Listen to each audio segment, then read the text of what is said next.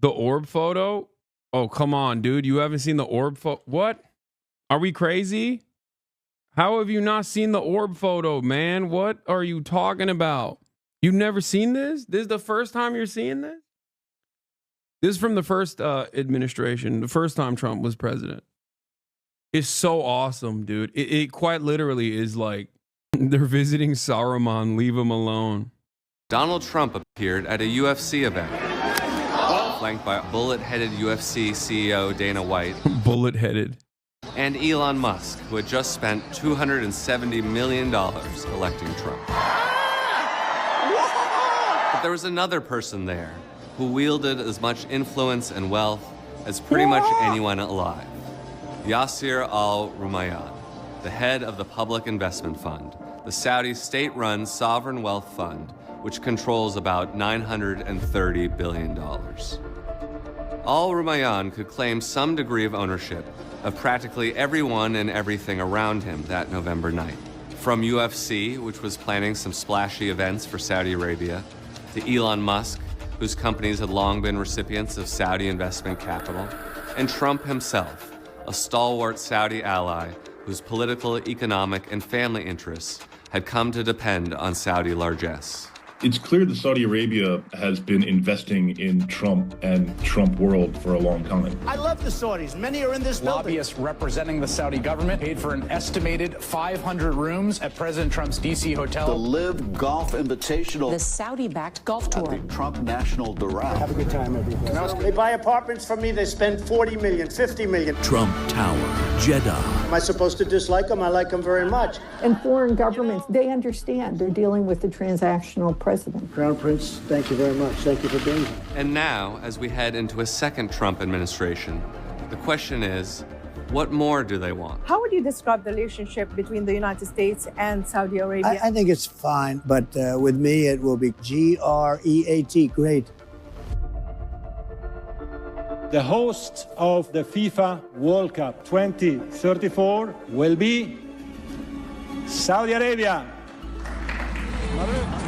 What we're seeing with Saudi Arabia is unprecedented because of the sheer amount of money that they've put in. Kareem Zidane is an investigative sports journalist. They're investing in absolutely everything. Al-Rumayyan's appearance at the UFC fight wasn't just about Trump.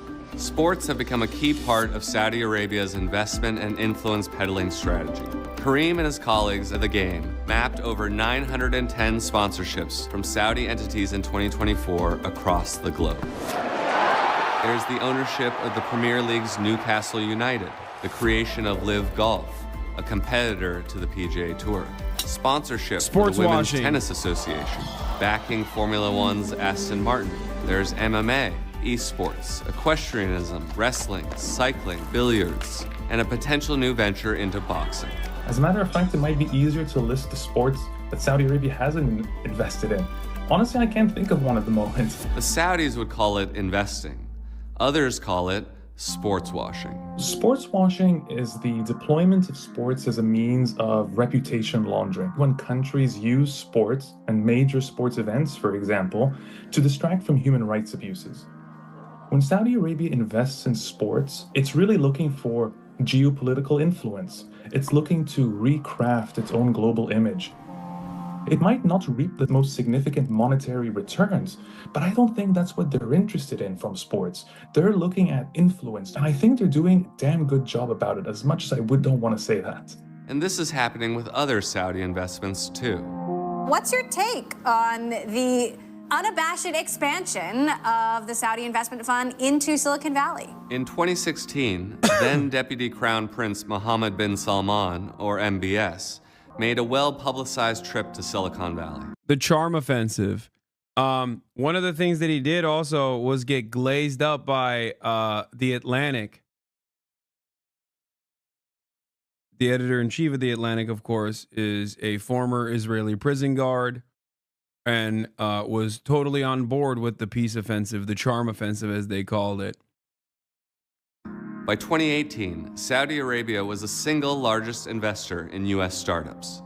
But where was that money going, and what was it doing? Let me give you an example. Twitter. When Twitter was a public firm, the Saudi Kingdom Holding Company was its largest outside shareholder, owning a bigger part than even co-founder and longtime CEO Jack Dorsey. But it wasn't just a financial relationship, as I've covered in my reporting. Twitter has long been an important place for the Saudi government to propagandize on behalf of MBS's economic program, flood Saudi-related discussions with posts from pro-regime trolls, and track and harass dissidents, some of whom have been doxxed, arrested, and tortured. In 2014, Twitter's leadership learned that a key MBS advisor was running a spy ring inside Twitter's San Francisco headquarters. Twitter never publicly... Under liberal control, by the way. Don't forget. Under liberal control, by the way. Make no mistake. Okay?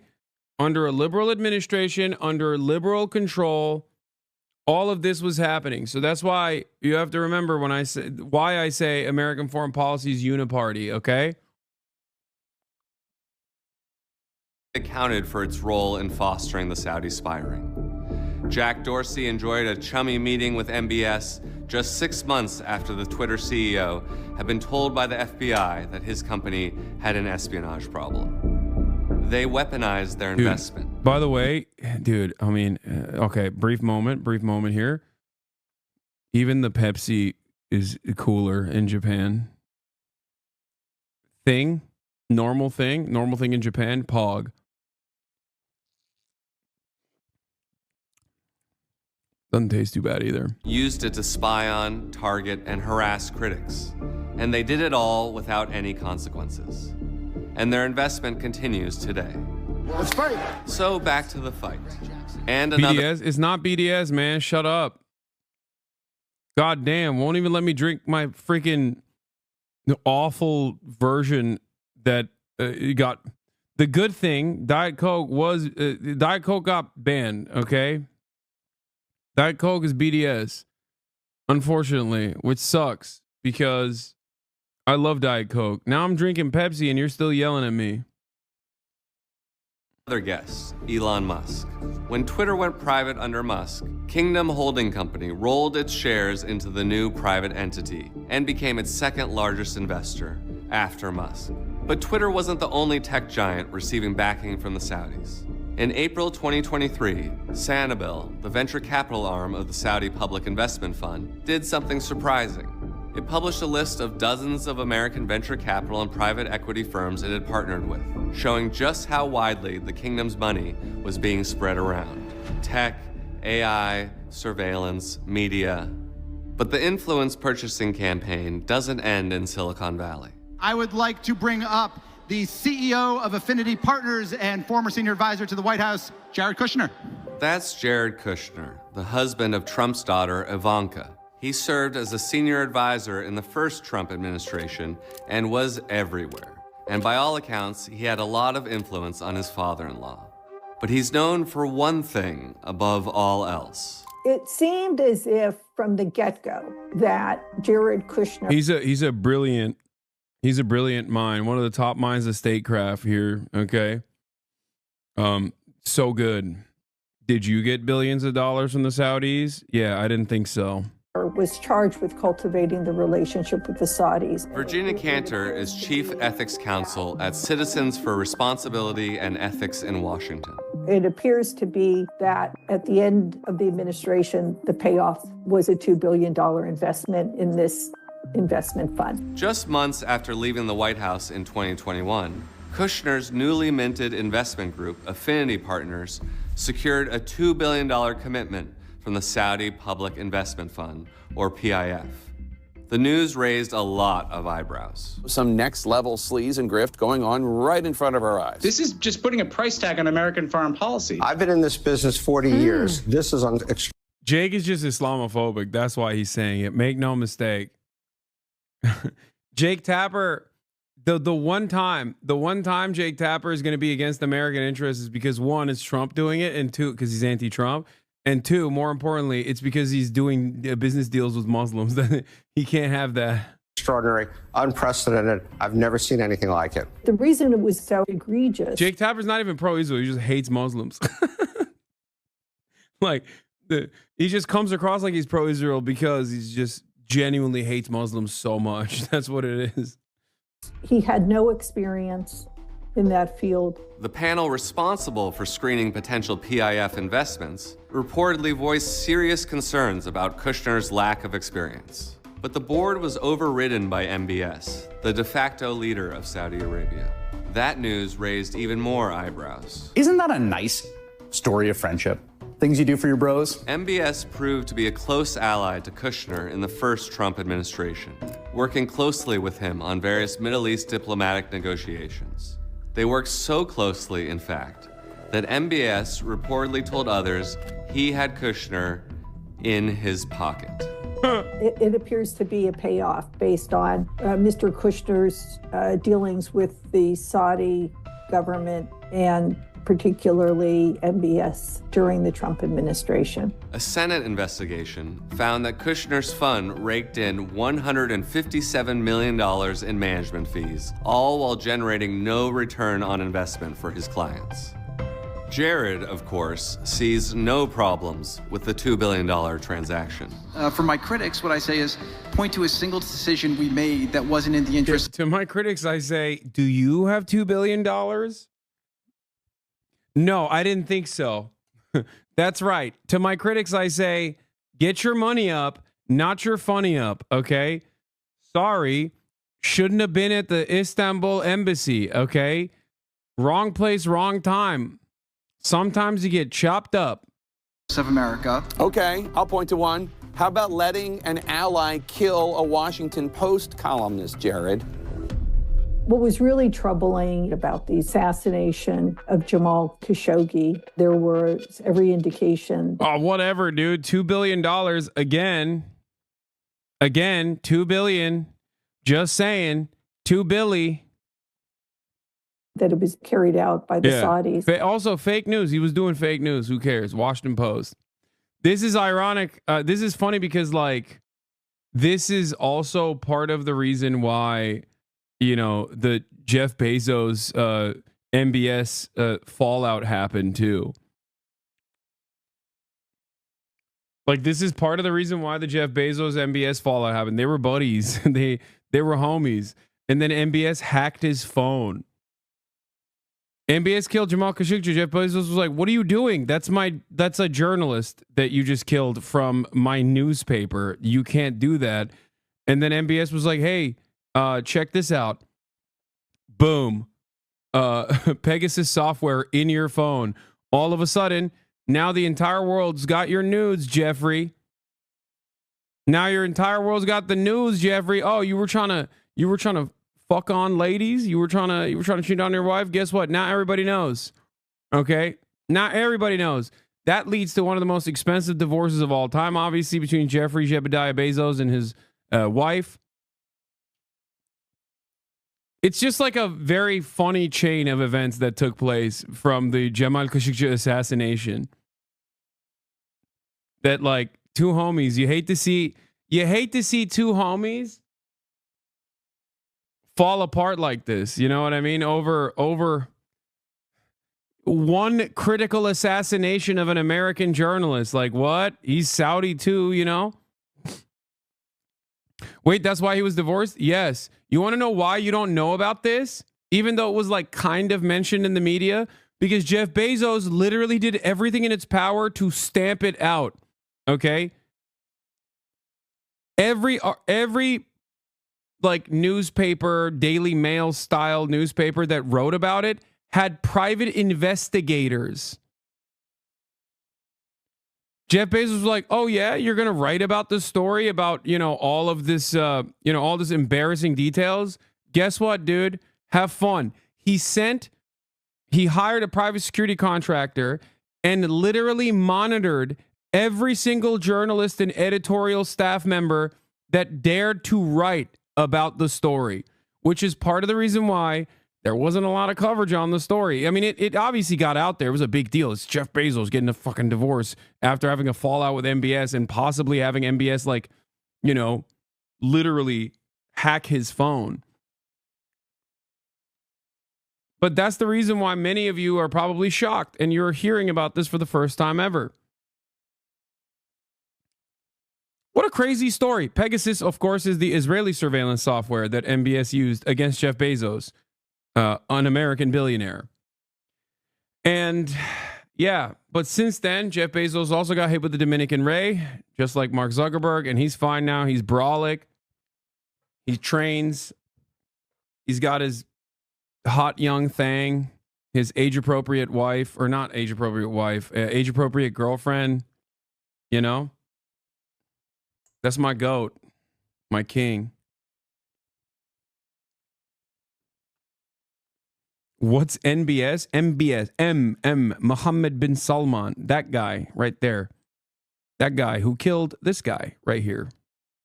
Basically, Kushner and President Trump gave MBS a pass by virtue of not, calling them out. Why are you siding with the Saudis over your own intelligence? Because it's America first for me. That definitely set the tone for how they were going to deal with human rights violations by the Saudis.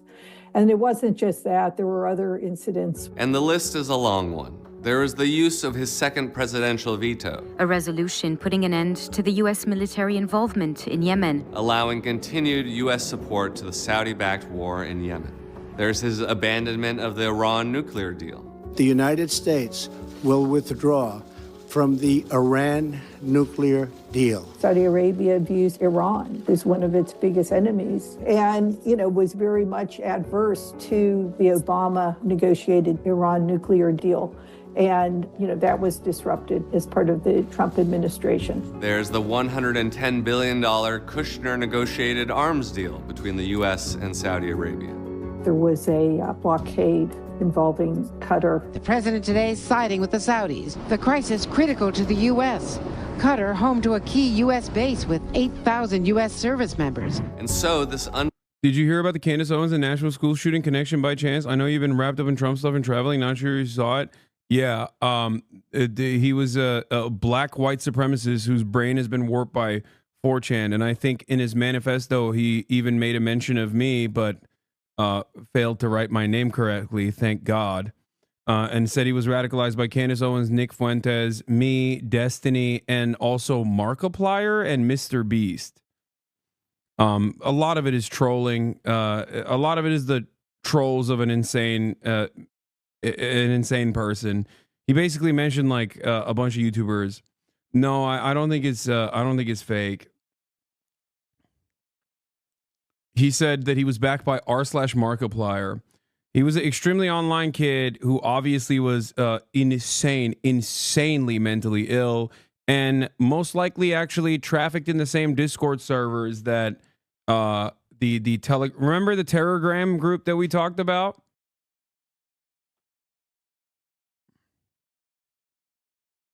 The Telegram group that we talked about? I think he was also part of that orbit a little bit. But yeah, he was out of his mind and also very much like a insane 4chan groiper.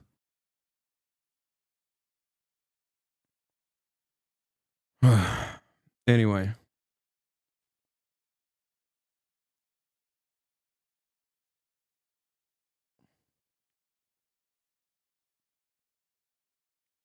A black white supremacist. What is a groiper for us older viewers? It's just a term for extremely online Nazis, as they call themselves. It's kind of like the Pepe the Frog, but a different version of it, a modified version of it.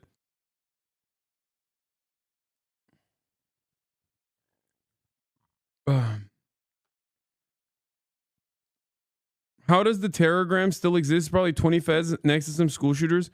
I don't understand how we just have no way. And he also live streamed the incident on Kick.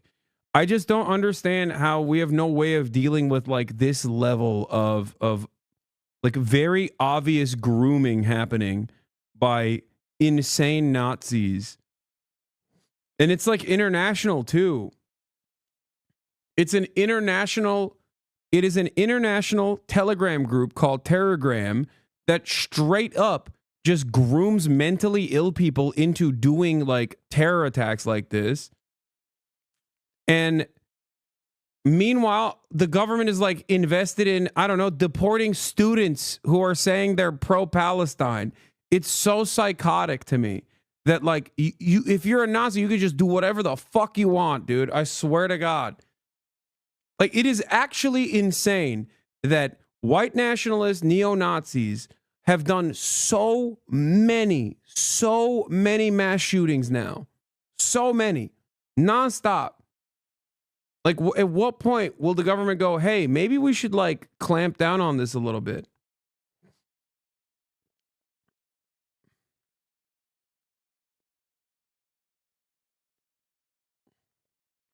Oh, black white supremacist not heard at all? Yeah, if you see the manifesto, you'll understand what I mean. He writes exactly like a person whose brain has been warped by 4chan and then I don't know, whatever subsequent Discord servers he went into to lose his mind completely. He says he calls himself the N-word with a hard R a million times over, says like black people are inferior genetically and that he's embarrassed. He also calls himself an honorary Yakubian. Just an insane person.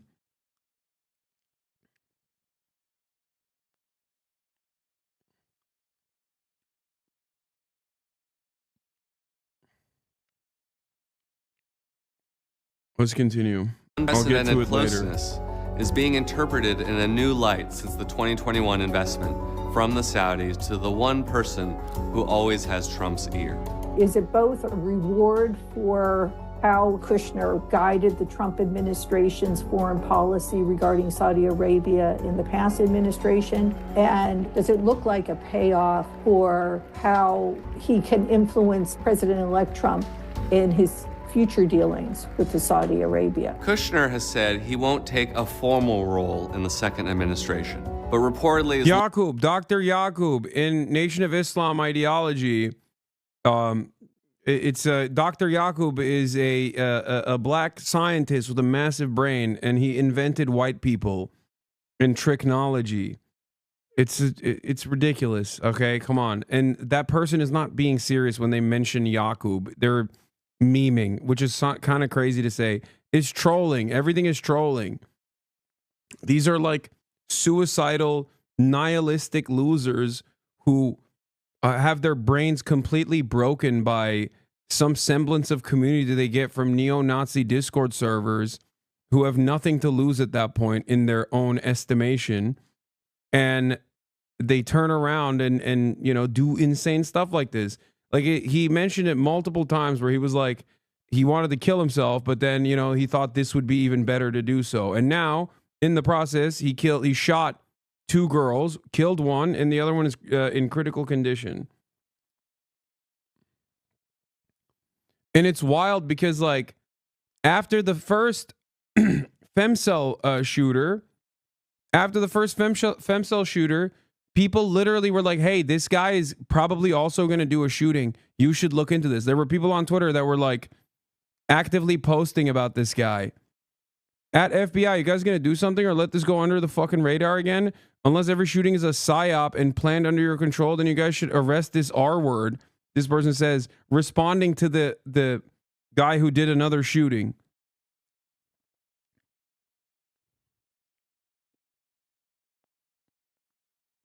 He's also Mercanius. Holy moly. Thank you for the 50 bomb. Jesus Christ. Let's finish this video and I'll get into it. Looking to be an informal advisor on Middle East matters, and the investments in Trump world haven't stopped. And the primary financial backer of Leave Gulf is the Sovereign Wealth Fund. And they engaged in deals with the various Trump golf courses. And it's pretty clear, you know, when you have his sons going overseas in this transition period to lock down deals, it's a way of signaling that Trump is open for business. And if you want to be favored, you better be first in line. When you have someone like Trump, he tends to take the existing corruption in Washington Cutie and just turns it up to 11. Matt Duss is Executive Vice President at the Center for International Policy.